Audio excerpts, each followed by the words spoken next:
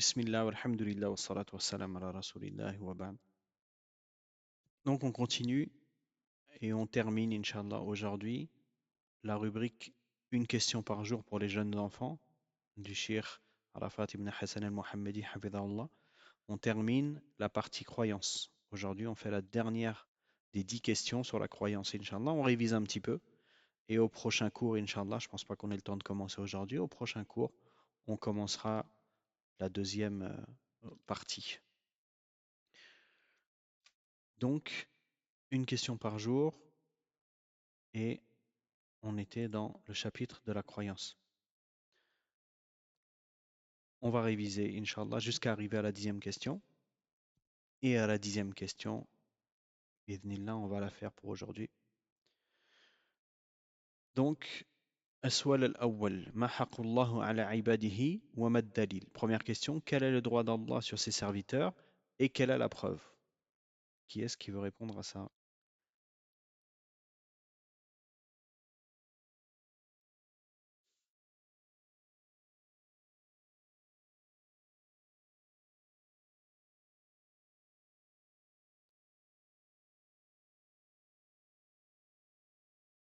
Vous m'entendez toujours? Si quelqu'un veut répondre, Inch'Allah, il lève la main, sinon je vais répondre directement. Mais normalement, tout le monde connaît ça.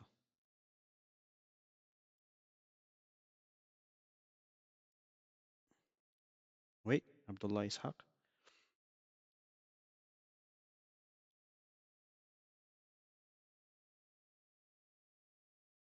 vous pouvez y aller.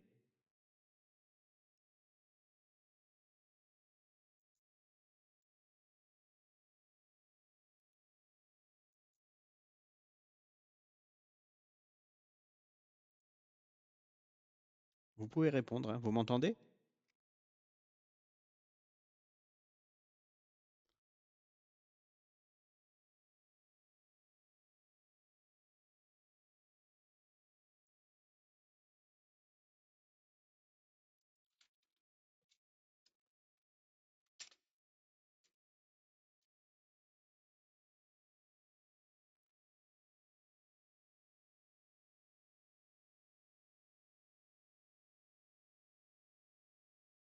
Vous m'entendez? Ok, très bien.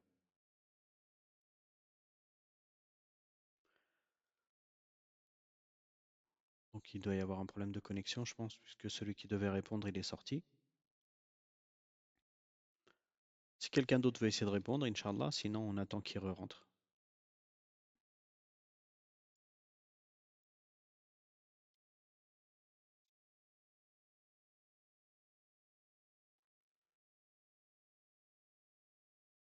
Vous êtes rentré, vous pouvez prendre la parole, Inch'Allah, ceux qui voulaient répondre.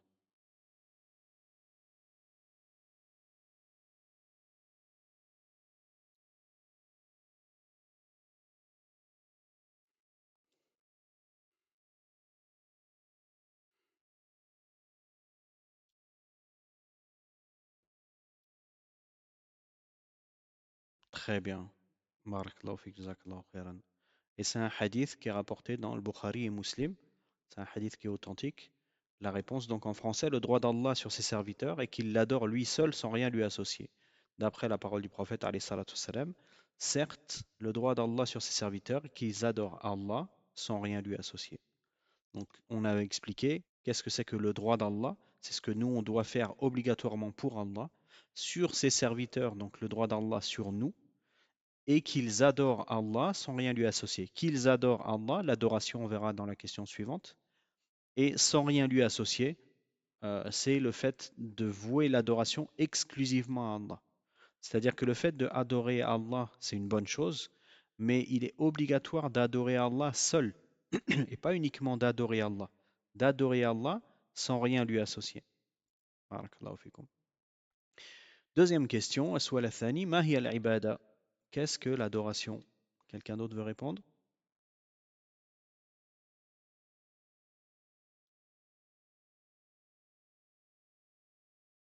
Même si c'est approximatif, qu'est-ce que vous vous souvenez de ce qu'on avait dit aux semaines précédentes, Inch'Allah?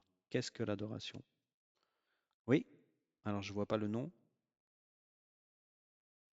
mais tu peux répondre.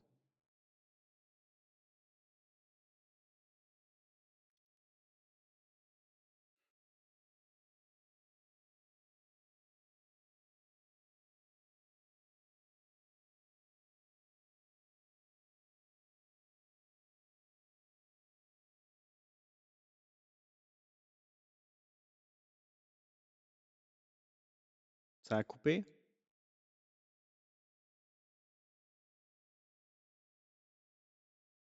Très bien. Donc je vais répondre, Inch'Allah. La question est soit le thani, ma hiya al-ibada, qu'est-ce que l'adoration? Et la réponse, c'est la réponse qu'a donnée Cheikh al-Islam Ibn Taymiyyah, que le shir nous a rapporté ici. C'est اسم جامع لكل ما يحبه الله ويرضاه من الأقوال والأعمال الظاهرة والباطنة. C'est un terme englobant tout ce qu'Allah aime et agrée parmi les paroles et les actes apparents et cachés. S'il y en a qui se souviennent de cette réponse-là, est-ce que vous pouvez lever la main? Est-ce que maintenant que vous voyez la réponse, vous vous souvenez? Très bien. Ok, donc vous vous souveniez. Donc, barakallahu fikum, vous pouvez baisser la main. On avait vu que l'adoration, c'était défini par cette définition-là. Il y a d'autres définitions. Et ici, c'est un terme englobant tout ce qu'Allah aime et agrée. Ça veut dire que c'est une chose générale. Ça regroupe énormément de choses, pas uniquement une ou deux ou trois, beaucoup de choses. Un terme général qui englobe tout ce qu'Allah il aime et agrée. Ça veut dire que si Allah il n'aime pas une chose, ça ne peut pas être une adoration. Ou plutôt l'adoration, ça va être que nous aussi on n'aime pas. Donc un terme englobant ce qu'Allah il aime et il agrée. Donc Allah il aime la chose et Allah il est satisfait qu'on fasse cette chose-là. Et ça peut être des paroles ou des actes. Et ça peut être des paroles apparentes et cachées, et ça peut être des actes apparents et cachés. Donc tout ça, c'est les adorations. Donc ce qu'Allah il aime, comment on sait qu'Allah il aime? Parce qu'il nous l'a dit dans le Coran, ou le prophète sallallahu alayhi wa sallam nous a dit dans la Sunna, etc. C'est comme ça qu'on sait qu'Allah il aime. Barakallahu fikum. Ça, c'était la deuxième question. Si vous avez des questions par rapport à ce qu'on est en train de voir, on voit à la fin du cours, Inch'Allah. D'accord? Troisième question. ما هو الدين الذي لا يقبل الله سواه. Quelle est la seule religion qu'Allah accepte? Quelqu'un va essayer de répondre?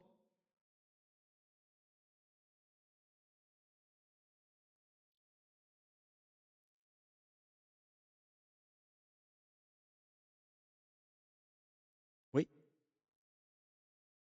Imran, tu as répondu avant.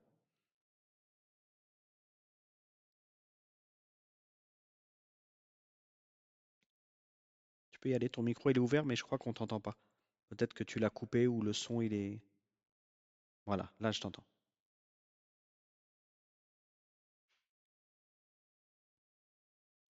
Donc la réponse est Mahuad-Din, c'est quoi la religion? L'islam, très bien. Barakallahu fik, jazakallahu khairan. Donc la réponse Mahuad-Din est l'islam, c'est l'islam. Et c'est quoi la preuve? La preuve c'est Surat Al-Imran, le verset 25. وَمَنْ يَبْتَغِ غَيْرَ الْإِسْلَامِ دِينًا فَلَنْ يُقْبَلَ مِنْهُ وَهُوَ فِي الْآخِرَةِ مِنَ الْخَاسِرِينَ. Et quiconque désire une religion autre que l'islam, cela ne sera point accepté de lui, il sera dans l'au-delà parmi les perdants. Très bien. Quatrième question. ما هي الأصول الثلاثة التي ستسأل عنها في قبرك. Quels sont les trois fondements à propos desquels tu seras interrogé dans ta tombe? Très bien. Ishaq et Abdullah, vous avez levé la main, il me semble. Ah, oui? Ah d'accord, ok. Et Imran, tu avais levé la main ou tu l'avais oublié aussi? Jusqu'à la réponse, il peut répondre.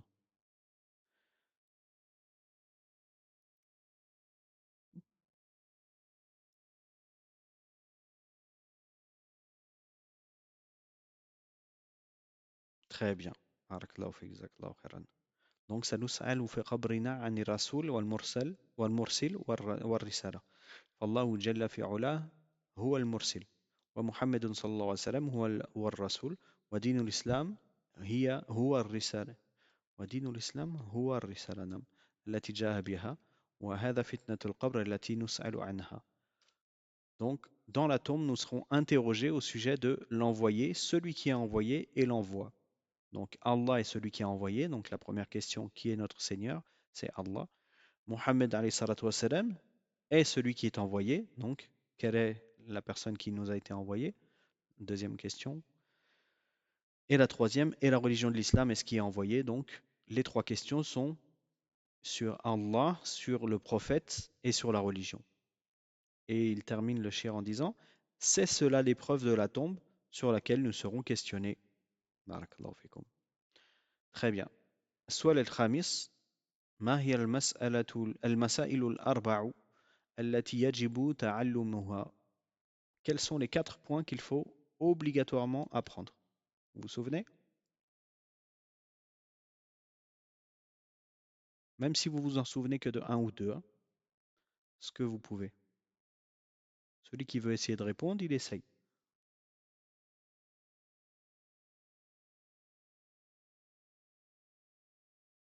Oui,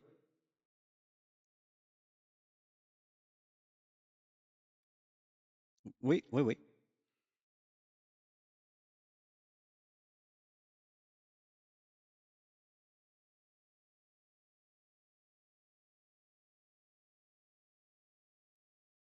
Mhm,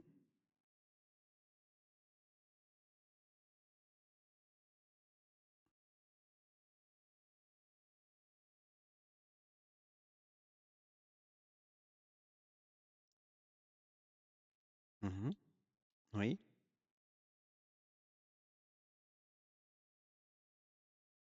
oui, mhm,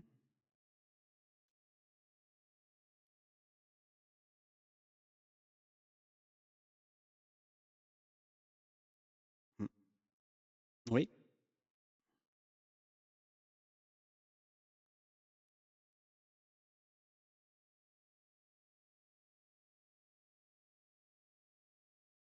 al-adha. Mm, très bien. As-sabru ala al-adha fihi, as-sabr, la patience, ala al-adha, sur les mal, les maux, la nuisance. Quelle cause? Al-adha fihi, wa fihi yarji' ila al-ilm. Donc la patience face aux nuisances que la science cause. Barakallahu fikum. Mais certains savants, ils ont dit la nuisance que cause la science, la mise en pratique et l'appel à Allah subhanahu wa ta'ala, l'appel à la vérité. Très bien. Barakallahu fik, jazakallahu khairan. Donc les 4 points, c'est cela. En arabe, المسائل الأربعة هي التي جاء الأمر بها في سورة العصر قال تعالى والعصر إن الإنسان لفي خسر إلا الذين آمنوا وعملوا الصالحات وتواصوا بالحق وتواصوا بالصبر. الأولى العلم، الثانية العمل به، الثالثة الدعوة إليه، والرابعة الصبر على الأذى فيه. Donc les 4 points sont ceux ordonnés dans sourate le temps, la sourate 103. Par le temps, l'homme ne cesse de perdre sa personne et son existence. Sauf ceux qui croient. Ceux qui croient, c'est le premier, la croyance basée sur la science. Donc le premier, c'est la science. Accomplissent les œuvres pieuses. Le deuxième, c'est la mise en pratique de cette science. Donc les œuvres pieuses. Le troisième, s'enjoignent à la vérité, c'est-à-dire l'appel à la pratique correcte, l'appel à la science. Et le dernier, s'enjoignent à la vérité et à la patience, et donc la patience face aux nuisances qu'elle cause. Barakallahu fikum. Très bien. السؤال السادس ما هي الملة التي يولد عليها المولود وما هو الدليل. Sixième question, sur quelle religion naît l'enfant et quelle est la preuve? Est-ce que quelqu'un se souvient?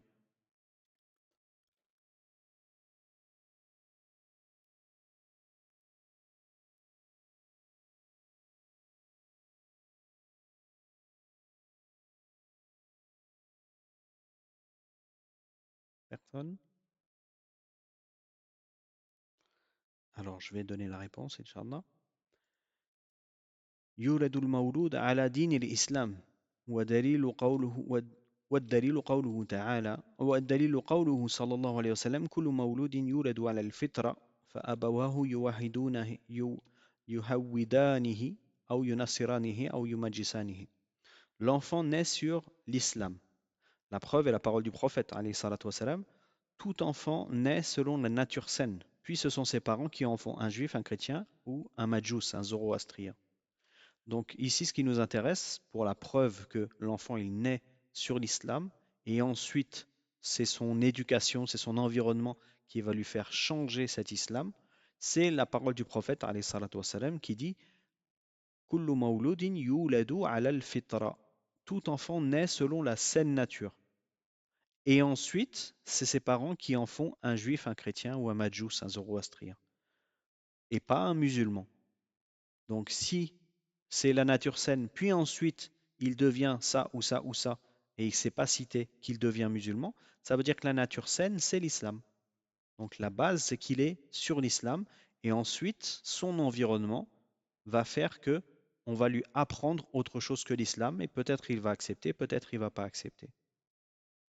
Et l'enfant, il naît sur la nature saine, c'est-à-dire l'islam. Très bien. Septième question. السؤال السابع. هل دين الإسلام كامل أو فيه نقص فيحتاج إلى تكميل؟ La religion de l'islam est-elle complète ou comporte-t-elle un manque nécessitant un complément? Quelqu'un se souvient?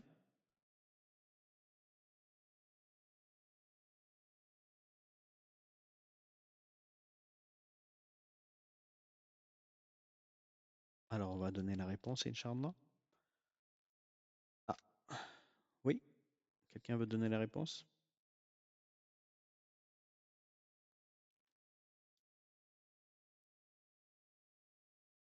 Din l'islam kamil. Très bien. Tu as une preuve du Coran?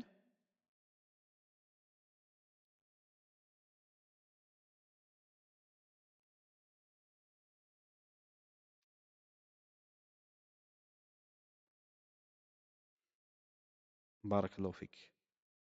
Pour le fait que ce soit la dernière sourate qui a été révélée, le dernier verset qui a été révélé, c'est pas la dernière, le dernier verset qui a été révélé. Il y a d'autres versets qui ont été révélés, mais c'est parmi les derniers versets qui ont été révélés. Mais c'est le dernier verset qui a été révélé concernant les règles religieuses. C'est-à-dire que quand ce verset-là il a été révélé, suite à ce verset-là, il n'y a pas eu de nouvelles règles religieuses qui ont été révélées. C'est pour ça qu'il est dit dans ce verset, Al-yawma akmaltu lakum dinakum. Aujourd'hui, j'ai parachevé pour vous votre religion. Wa atmamtu alaykum ni'mati. Et accompli sur vous mon bienfait. Wa raditu lakum al-islam adina. Et j'ai agréé l'islam comme religion pour vous. Surat Al-Ma'ida, la table garnie, et c'est le troisième verset. Et la réponse complète, c'était La yujadu naqsun fi din l'islam biwajhin min al-wujuh wa dalilu qawluhu ta'ala, le verset qu'on a dit. Il n'existe dans la religion de l'islam aucune lacune, sous aucune forme que ce soit. Et la preuve est la parole d'Allah et le sens du verset qu'on a cité.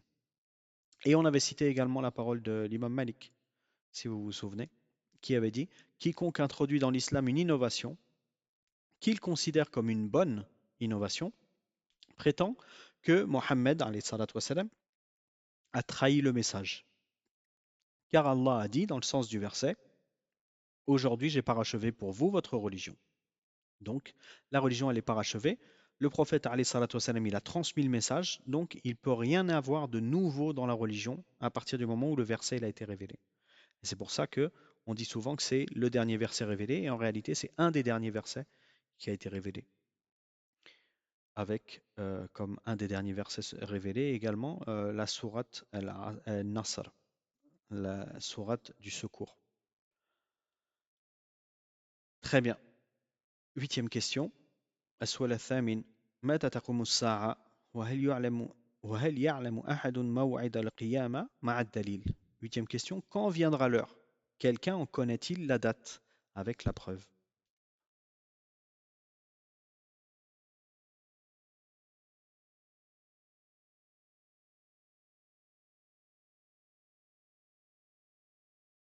Quand viendra l'heure? Donc la question, c'est pas qu'est-ce que c'est l'heure.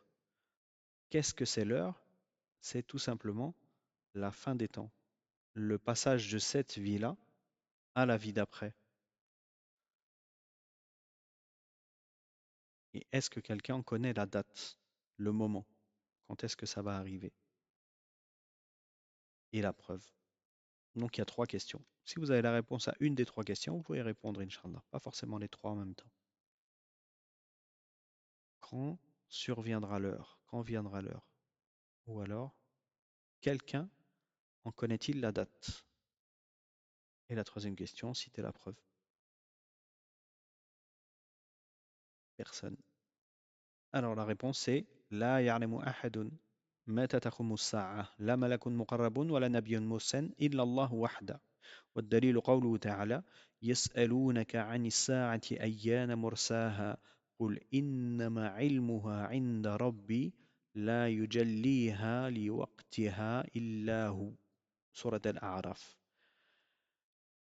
Personne ne sait quand aura lieu l'heure, ni ange rapproché, ni prophète envoyé. Seul Allah le sait. La preuve est la parole d'Allah, donc dans le sens du verset de Surat Al-A'raf, le verset 187.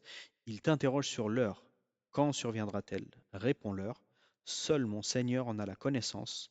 Lui seul la fera apparaître en son temps. Donc ça, c'est la réponse à la huitième question. L'heure, donc le moment où ce monde-là, il va se terminer et ensuite on aura le début de la vie d'après avec la résurrection, avec le jugement. On avait vu les étapes de la mort. Donc on a la fin de la vie, c'est-à-dire qu'à partir du moment où nous on meurt, ça commence la fin des temps et nous on sera dans la tombe à attendre ce moment-là, l'arrivée de l'heure. Mais pour nous, ça va s'arrêter au moment où on va mourir. Et on sera donc dans Al-Balzakh, la vie intermédiaire.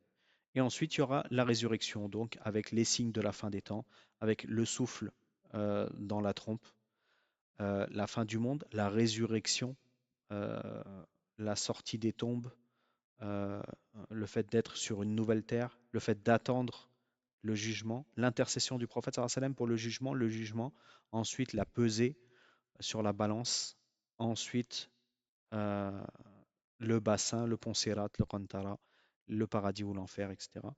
Toutes ces choses-là, on avait vu, Inch'Allah, pas en détail parce que c'est pas le sujet, mais grossièrement, comment se passe la fin des temps. Très bien. Neuvième question, السؤال التاسع ما هي الحكمة من رعي نبينا صلى الله عليه وسلم للغنم وهل كل نبي راعى الغنم. Quelle sagesse dans le fait que notre prophète alayhi salatu wassalam, ait gardé des moutons. Et est-ce que tous les prophètes ont gardé des moutons? Oui,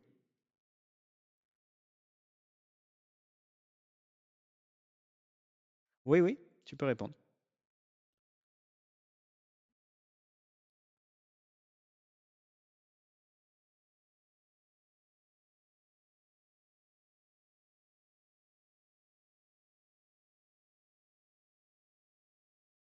Oui,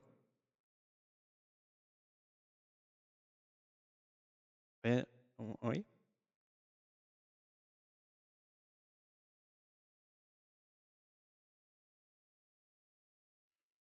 Ah oui,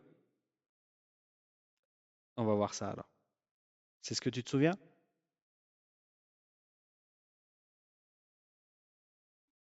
Ah d'accord, ok.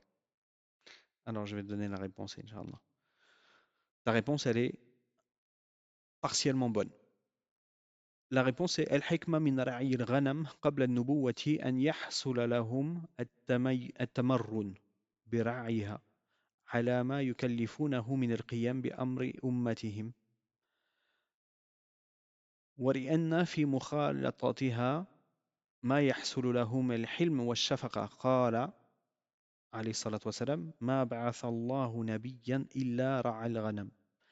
La sagesse du fait de garder les moutons avant la prophétie et qu'ils s'exercent en les gardant à ceux qui leur sera confié comme responsabilité de leur communauté. Et parce qu'à leur contact, ils développent patience et compassion. Et le prophète sallallahu alayhi wa sallam a dit, Allah n'a envoyé aucun prophète sans qu'il n'ait gardé des moutons. Donc, c'est une particularité des prophètes qu'ils se soient tous exercés, comme il est dit ici, avec le fait de garder des moutons pour leur faciliter ensuite le fait d'être prophète pour leur communauté. Barakallahu fikum. Très bien. Alors on est arrivé à la 10e question. السؤال العاشر اذكر الدليل على أركان الإسلام الخمسة. Mentionne les preuves, la preuve, une des preuves des 5 piliers de l'islam. On va attendre voir s'il y a quelqu'un d'autre et sinon vous allez répondre, Ishaq et Abdullah. Et peut-être quelqu'un d'autre connaît une preuve, un hadith sur les 5 piliers de l'islam.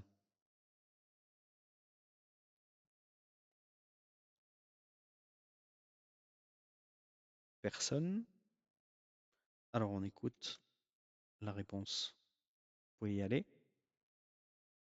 Oui, oui, très bien. Hadith Jibril, si tu me le récites, ça va être un peu long, hein. Je veux bien le hadith de... Voilà, hadith de... Oui?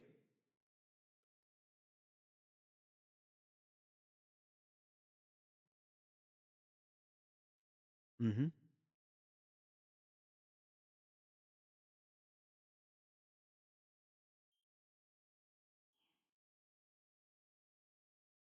Très bien. Barakallahu fik, c'est à peu près ça.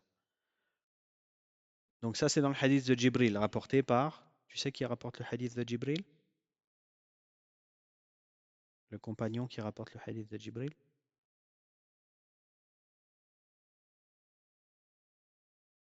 Omar, c'est très bien. Barakallahu fik. Et l'autre hadith que tu voulais citer? Tu m'as dit que tu en avais deux.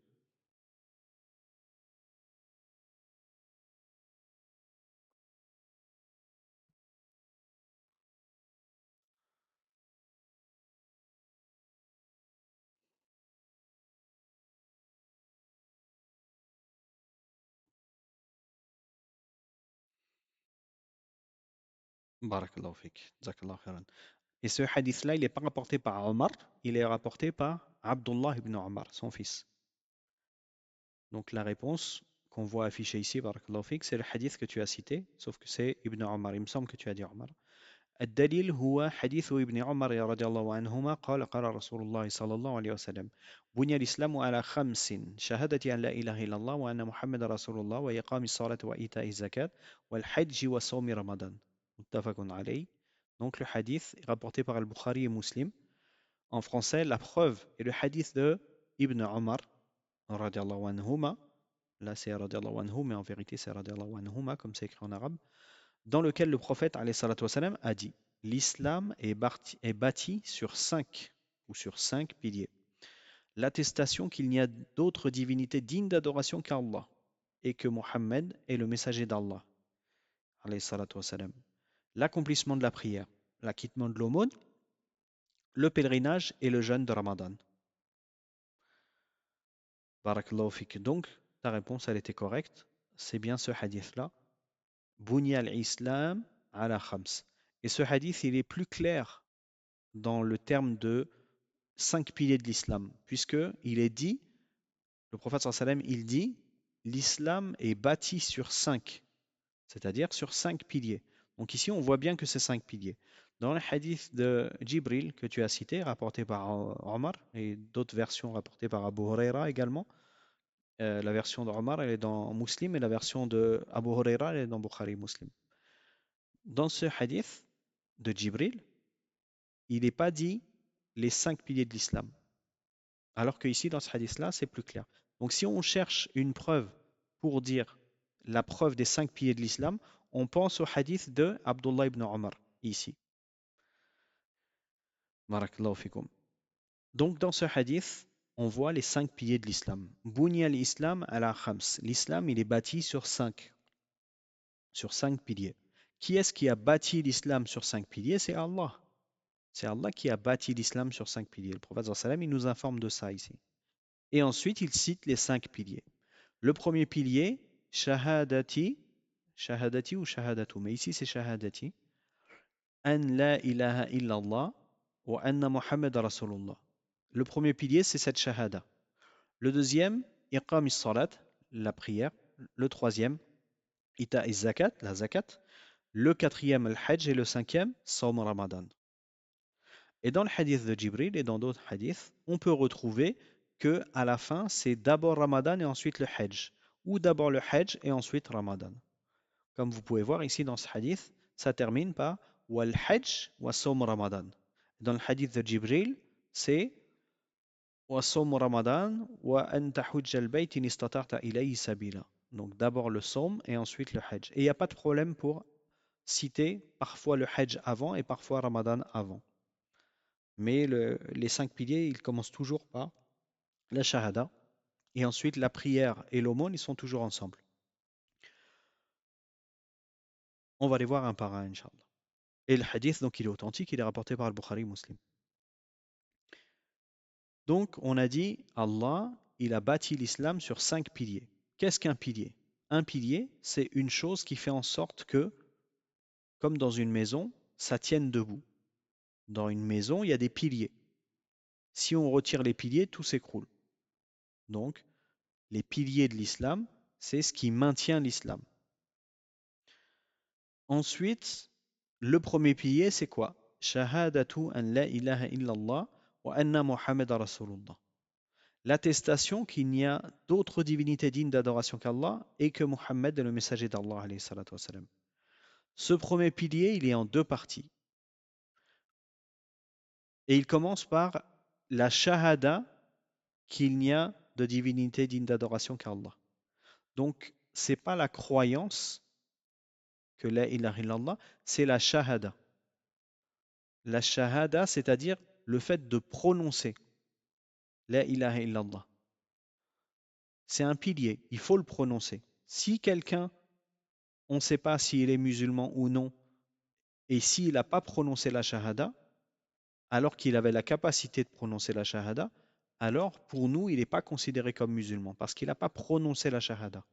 Avec l'exception évidemment du muet. Le muet, il ne peut pas prononcer la shahada. Mais quelqu'un qui parle, qui a la capacité, et qui dit, moi, je ne veux pas te dire est-ce que je suis musulman ou non, parce que pour moi, la foi, c'est dans le cœur, et le fait de dire la ilaha illallah, pour moi, je le dis dans mon cœur, et je ne te le dis pas à toi. Eh bien, si quelqu'un il nous dit ça, on lui dit, on ne peut pas te considérer comme musulman si toi, moi, en tout cas, je ne te considère pas comme musulman, si tu prononces pas la shahada, il faut que tu la prononces. D'accord? Donc, prononcer la ilaha illallah Muhammad Rasulullah, c'est ça l'obligation, c'est ça le pilier ici. Et le fait de le prononcer, évidemment, c'est avec la compréhension de ce que ça veut dire. Sinon, le pilier, il n'est pas valide. Donc, le musulman, il doit prononcer la ilaha illallah Muhammad Rasulullah, mais il doit aussi savoir ce que ça veut dire et croire à tout ce que ça implique. Donc, ici, le pilier, c'est le fait de le prononcer, mais pour qu'une personne, son islam, il soit valide, il faut qu'il sache ce que ça veut dire. Si une personne, elle ne sait pas ce que ça veut dire la ilaha illallah, elle est ignorante de ce que ça veut dire, donc il faut qu'elle apprenne, parce que sinon son islam il n'est pas valide. Donc il faut apprendre ce que ça veut dire la ilaha illallah, Muhammad Rasulullah. La ilaha, il n'y a pas de divinité, il y a un taqdir, c'est-à-dire il n'y a pas de divinité si on prononce en arabe mot après mot, on dit la ilaha illallah. La, ça veut dire il n'y a pas, ilah, la divinité, illah, sauf, et Allah. Donc si on prononce mot à mot, on va dire pas de divinité autre qu'Allah. Mais ce n'est pas ça le sens. Il y a ce qui s'appelle un taqdir. Il y a quelque chose qui est implicite. Comme en français, quand quelqu'un il dit par exemple oui. Quand quelqu'un il dit oui, ça implique autre chose qui est lié au contexte. Si par exemple quelqu'un, on lui dit est-ce que tu as mangé? Il répond oui. Oui, ça veut dire oui, j'ai mangé. Parce que le mot oui, il peut avoir plein d'autres sens. Et d'ailleurs, si on dit oui tout seul, ça n'a aucun sens. Si quelqu'un il commence une discussion en disant oui ou non, on ne sait pas ce que ça veut dire, ça dépend du contexte. Donc là, ici, c'est pareil. Le fait de dire la ilah, il n'y a pas de divinité, ce qui est voulu, et c'est comme ça que ça doit être compris en langue arabe et traduit en langue française, c'est la ilah, ay el ilah el ma'boud bihaq. Il n'y a pas de divinité digne d'adoration. D'accord? Alors, je crois qu'il y a une question. Oui? Oui, tu peux parler? Celui qui a levé la main? Ou c'est un accident? Ok. Bon. Si tu arrives à parler, tu peux y aller, hein. Donc, la ilaha illallah. La ilaha illallah, ça veut dire, el-ilah, c'est el-ma'boud. El-ilah, la divinité, c'est celle qui est adorée. Tu peux prendre la parole, hein. Si tu as levé la main, tu peux prendre la parole. Wa alaykoum salam wa rahmatullah. Oui,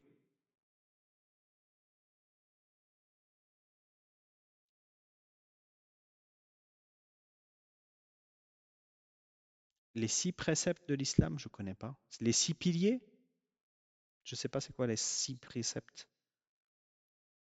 Tu pourrais me dire?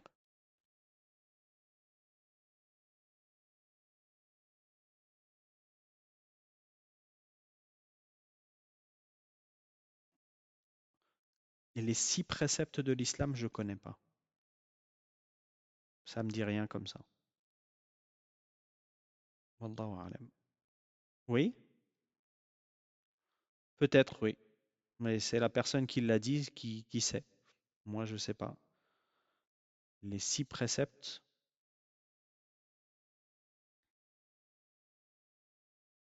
Les 6 piliers de la foi, c'est la croyance en Allah, la croyance aux anges, la croyance aux livres, la croyance aux messagers. Des fois, certains, ils traduisent al-usul par les préceptes. Et les piliers de la foi, on les appelle aussi al-usul sitta, les fondements de la foi, ou les préceptes peut-être de la foi. Donc la formulation, les 6 préceptes, j'ai jamais entendu, mais si ça vient de l'arabe al-usul sitta, alors c'est probablement les 6 fondements de la foi, qui sont la croyance en Allah, ce qu'on a aussi dans le hadith de Jibril. La croyance en Allah, la croyance aux anges, la croyance aux livres, la croyance aux messagers, la croyance au jour dernier et la croyance au destin. Donc c'est peut-être ça. Barakallahu fik. On était dans la compréhension de la ilaha illallah. La ilaha, al-ilah, c'est al-ma'boud. Et ce qui est voulu ici par al-ma'boud, c'est al-ma'boud bihaq. Pourquoi? Pourquoi on dit que la ilaha illallah, ça veut dire la ma'boud bihaqqin? Pourquoi on dit que il n'y a pas de divinité digne d'adoration autre qu'Allah? Parce que c'est ça que ça veut dire en arabe. Et c'est comme ça que l'ont compris les gens de Quraysh, les kuffars, à l'époque de Quraysh, c'est comme ça qu'ils l'ont compris. Il n'y a pas, si ça voulait dire, il n'y a pas de divinité autre qu'Allah.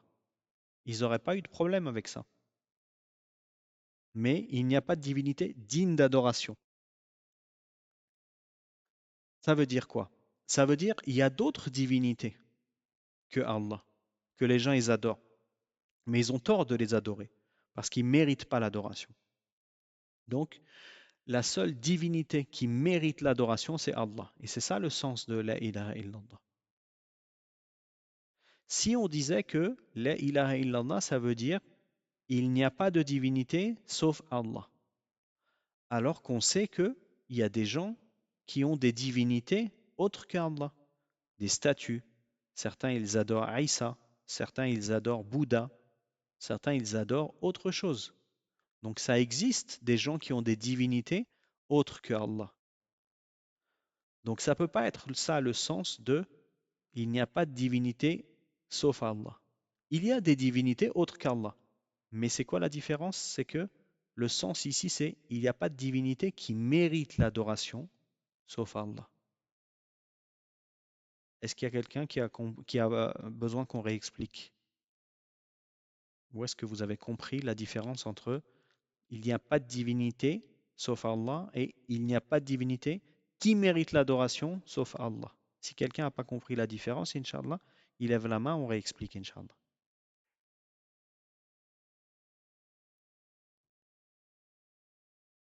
Très bien. On va faire dans l'autre sens, Inch'Allah. Qui a compris la différence entre il n'y a pas de divinité sauf Allah et il n'y a pas de divinité digne d'adoration sauf Allah? Qui a compris ça? Levez la main.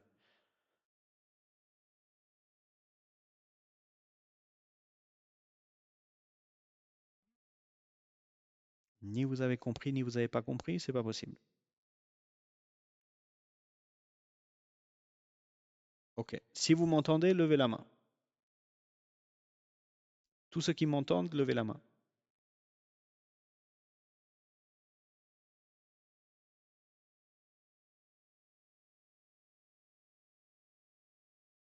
Alors, il y en a deux qui n'ont pas levé la main. Donc, soit vous m'entendez pas, soit vous savez pas comment lever la main. Ok. Ceux qui ont levé la main, gardez la main levée. Très bien. Lokman, elle a réussi à lever la main. Très bien. Il ne reste plus qu'un dernier qui n'a pas levé la main. Peut-être qu'il n'arrive pas à lever la main. Peut-être qu'il ne sait pas comment lever la main. Peut-être qu'il ne m'entend pas. Tous ceux qui ont levé la main, gardez la main levée. Très bien. Tout le monde a levé la main. Alhamdoulilah. Donc, vous m'entendez tous.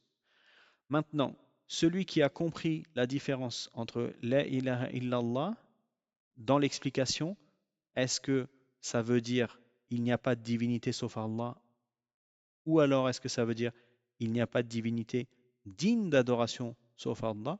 Celui qui a compris la différence entre les deux, il peut baisser la main. Il n'y a pas de divinité sauf Allah. Il n'y a pas de divinité digne d'adoration sauf Allah. Celui qui a compris, il peut baisser la main. Donc, comme je vois encore des mains levées, Inch'Allah, je vais réexpliquer. La ilaha illallah. Son sens en arabe, on ne parle même pas de traduction en français, hein, on parle du sens en arabe, c'est la ma'boud bihaq illallah. C'est une phrase en arabe et son sens, il a ce qui s'appelle un taqdir. C'est une partie de la phrase qui n'est pas prononcée mais qui doit être compris comme cela. La ma'bouda bihaqqin. Il n'y a pas de divinité digne d'adoration sauf Allah. Si on disait les mots qui sont affichés ici comme ça, il n'y a pas de divinité sauf Allah, c'est pas une bonne traduction de la langue arabe. La bonne traduction dans la langue arabe, c'est de traduire le sens. Et le sens, c'est il n'y a pas de divinité digne d'adoration sauf Allah. Parce que le fait de dire que la ilaha illallah, ça veut dire il n'y a pas de divinité sauf Allah, ou alors certains disent il n'y a pas de Dieu sauf Dieu, c'est pas une bonne traduction. Parce que il y a des gens qui ont un autre Dieu que Allah. Donc la phrase, elle serait fausse. Est-ce qu'il y a des autres dieux que Allah? Si je vous pose la question, vous allez me répondre oui, il y a d'autres dieux que Allah. C'est-à-dire il y a d'autres gens qui considèrent que leur Dieu, c'est autre que Allah. Mais réellement, dans la réalité, est-ce qu'il y a un autre Dieu que Allah? Est-ce qu'il y a une autre divinité qui mérite l'adoration autre qu'Allah? Non, en réalité, ça n'existe pas. Mais les gens, ils adorent autre que Allah. Donc, il y a des divinités autres qu'Allah, mais ils ne méritent pas l'adoration. C'est important de faire la différence. Donc, les gens qui vont adorer autre qu'Allah, ils ne peuvent pas le faire parce que il n'y a pas de divinité qui mérite l'adoration sauf Allah. C'est compris, Inch'Allah? Donc, le sens de la ilaha illallah, c'est pas de divinité digne d'adoration ou qui mérite l'adoration sauf Allah. Il y a plusieurs traductions possibles de la phrase, mais le sens qui est voulu, c'est il n'y a pas de divinité qui mérite l'adoration sauf Allah. Et ensuite, la phrase elle peut être tournée de différentes manières. Il y a des synonymes en français, etc. Très bien. Donc, c'est compris, Inch'Allah. Il n'y a pas de divinité digne d'adoration sauf Allah. Ça veut dire que celui qui dit La ilaha illallah, il reconnaît que son adoration, elle doit aller que pour Allah. Et l'adoration, c'était la deuxième question, si vous vous souvenez, qu'on avait vu. La question, qu'est-ce que l'adoration? Et on avait vu Ismun Jamir, etc. Donc, on vous souvenez ce que c'est que l'adoration? L'adoration, donc, elle doit être que pour Allah. Si on fait une adoration pour autre qu'Allah, alors on a éliminé notre islam. D'accord?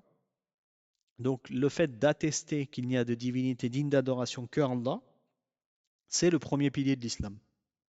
Et ce premier pilier, il s'appelle la shahada, qu'on appelle également shahadatain, la double attestation. En français, l'attestation ou la double attestation. Pourquoi la double attestation? Parce qu'elle a deux parties. La première qu'on vient de voir, la ilaha illallah. Il n'y a pas de divinité digne d'adoration sauf Allah. Wa anna Muhammadan Rasulullah. et que Mohammed est le messager d'Allah. C'est la deuxième partie. Des fois, on cite La ilaha illallah tout seul, et des fois, on le cite avec Mohammed Rasulullah. Tout ça, c'est la shahada, c'est l'attestation de foi ou la double attestation de foi, puisqu'elle est en deux parties. La partie qui parle d'Allah et la partie qui parle du messager, alayhi salatu wassalam. Et la partie qui parle du messager, elle est obligatoire également, même si elle n'est pas récitée. Pour être musulman, on dit La ilaha illallah, Muhammad Rasulullah. C'est ce qui est voulu ici dans ce pilier.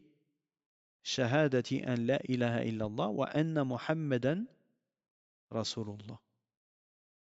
Donc c'est pas uniquement La ilaha illallah qu'il faut dire pour être musulman, c'est La ilaha illallah Muhammad Rasulullah. Muhammad Rasulullah, ça veut dire Muhammad est le messager, Rasul, est le messager d'Allah. Et parmi les conditions pour que ce soit valide, il faut qu'on sache ce qu'on dit. Qu'est-ce que ça veut dire? C'est le messager d'Allah. Ça, c'est une phrase qu'on prononce, mais il ne faut pas juste la prononcer, il faut la comprendre. Et quand on la comprend, on va avoir des actes qui sont différents. C'est pas juste une phrase qu'on prononce une fois dans notre vie, et après toute notre vie, on fait d'autres choses qui n'ont rien à voir avec cette phrase. Non. Tous nos actes que l'on va faire, religieux, ils sont en rapport, ils sont liés à La ilaha illallah Muhammad Rasulullah. Tous les jours, quand on fait la prière, quand on va jeûner, quand on va donner la zakat, quand on va faire la umrah ou le hajj, ou quand on va réciter le Coran, ou quand on va faire n'importe quelle adoration, cette adoration-là, elle est liée à La ilaha illallah Muhammad Rasulullah. Pourquoi? Parce que La ilaha illallah, ça fait en sorte qu'on se rappelle, quand on le dit, on se rappelle que notre adoration, elle est pour Allah seul. Ça s'appelle al-ikhlas, de faire en sorte que notre adoration, elle est pour Allah et que pour Allah.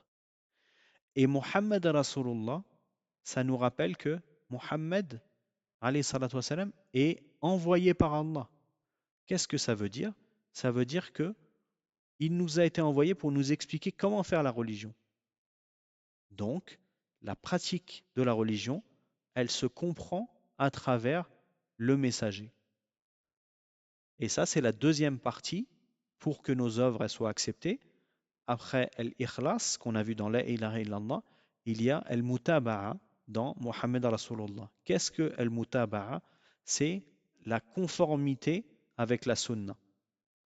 Pour que notre adoration elle soit valide auprès d'Allah, il y a deux conditions. Il faut qu'elle soit pour Allah uniquement et il faut qu'elle soit comme Allah nous l'a demandé. Vous connaissez ces deux conditions? C'est les conditions pour que l'œuvre elle soit acceptée. N'importe quelle adoration, la prière, la récitation du Coran, l'invocation avant de dormir, les ablutions, etc. Toutes nos adorations, il faut qu'elles soient avec ces deux conditions-là. Al-ikhlas, que ce soit fait exclusivement pour Allah, que pour Allah, et al-mutaba'a, que ce soit fait comme Allah nous l'a demandé. Comment on sait comment Allah nous l'a demandé? À travers la sunna et à travers le Coran. Qui va nous expliquer le Coran et la sunna? Le prophète sallallahu alayhi wa sallam est venu nous enseigner la compréhension de la religion. Et ensuite, il l'a expliqué aux compagnons, qui l'ont expliqué à leurs élèves, qui l'ont expliqué à leurs élèves, qui ont écrit des livres, qui nous l'ont transmis jusqu'à nous. C'est comme ça qu'on a compris la religion, à travers l'envoi qu'Allah nous a fait comme miséricorde pour nous du prophète Mohammed sallallahu alayhi wa sallam, qui a enseigné, expliqué le Coran, la parole d'Allah subhanahu wa ta'ala. Et donc, pour nous, la religion, elle est basée sur le Coran et le prophète alayhi salatu wa sallam, c'est-à-dire les hadiths. La sunna, les hadiths, et le Coran, la parole d'Allah subhanahu wa ta'ala. D'accord? Tout ça, c'est la façon correcte de faire nos adorations. Vous vous souvenez, on a vu c'est quoi une adoration. Et bien, nos adorations, pour qu'elles soient acceptées, il faut qu'elles soient faites avec ces deux conditions, l'ikhlas ou al-mutaba'a. Et cette ikhlas et cette mutaba'a, donc le fait que ce soit pour Allah seul et que ce soit comme Allah nous a demandé, ces deux choses-là, on les retrouve dans la shahada. La ilaha illallah, Muhammad Rasulullah. Si Allah il nous a envoyé le prophète Muhammad sallallahu alayhi wa sallam, envoyé par Allah. Ça veut dire que quand il nous donne un ordre, qu'est-ce qu'on fait? On obéit. Quand il nous donne une information, on y croit, puisqu'il est envoyé par Allah. Quand il nous demande de faire la prière de telle manière, on le fait de telle manière.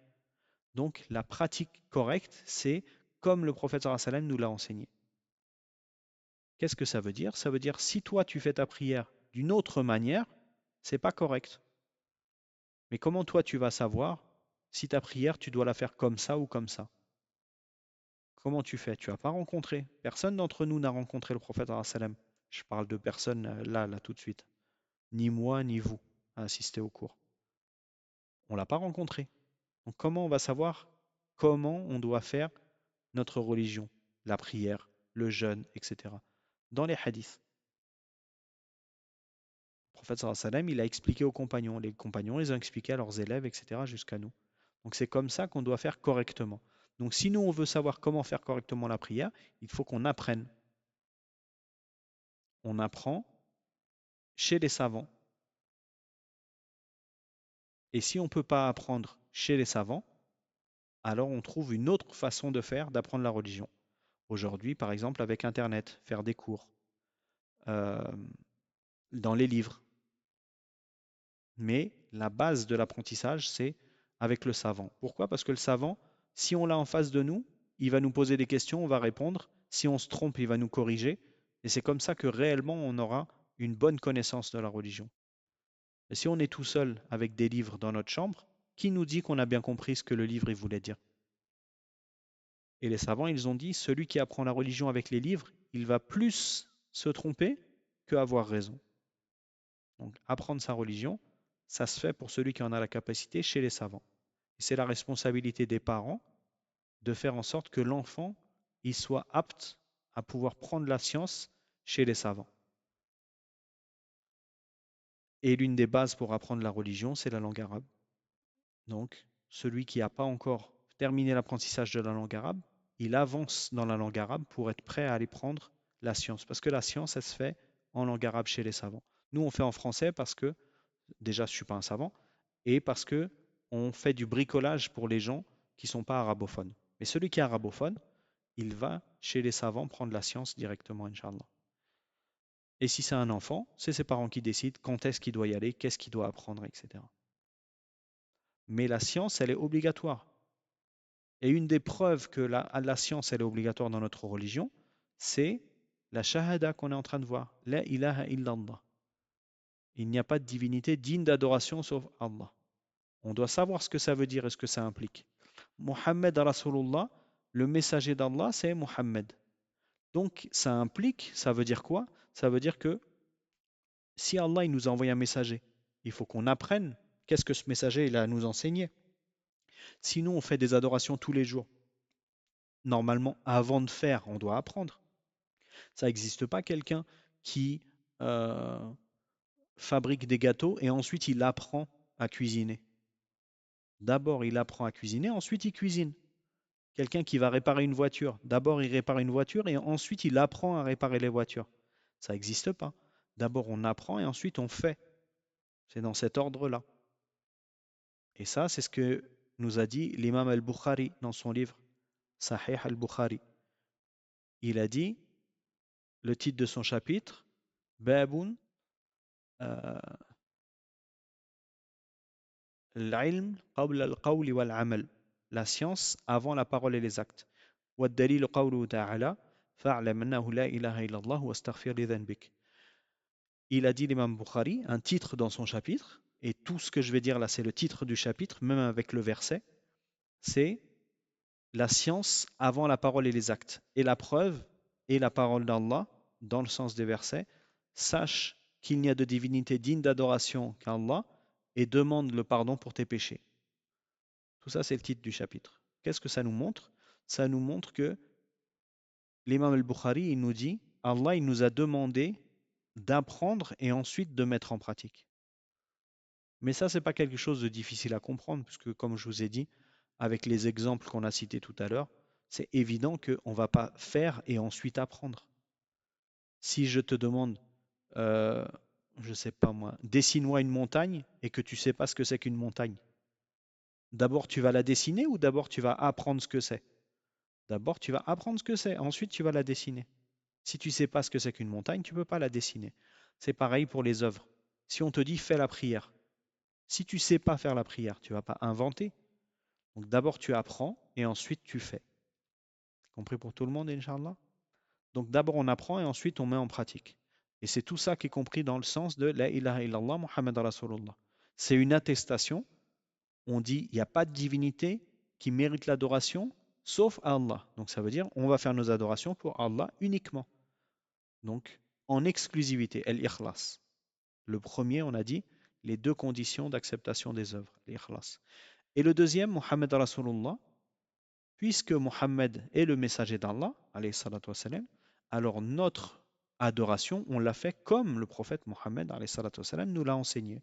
Est-ce qu'il nous l'a enseigné à nous? Non. Donc on doit apprendre à travers les savants, à travers les livres comme on a cité. C'est compris, Inch'Allah? Très bien. Donc ça, c'est le premier pilier. Bunya l'islam ala khams, shahadati an la ilaha illallah wa anna Muhammad rasulullah. Et ensuite, on a les quatre autres piliers qui sont wa iqamis salat et le fait d'accomplir la prière. Deuxième pilier de l'islam, la prière. Pas uniquement faire la prière comme ça, mais accomplir la prière. C'est-à-dire essayer de la faire le plus possible comme on est capable de le faire le mieux possible. C'est-à-dire, on ne doit pas se dire, bon, ça, c'est pas obligatoire dans la prière, je ne le fais pas. D'accord? Tout ce qu'on peut faire, on le fait. C'est ça, accomplir la prière. Faire la prière du mieux qu'on peut. Premier pilier, la shahada. Deuxième pilier, l'accomplissement de la prière. Troisième pilier, wa ita zakat. Le fait de donner l'aumône, la zakat. C'est quelle aumône? Les aumônes que vous connaissez, normalement, zakat, il y en a deux.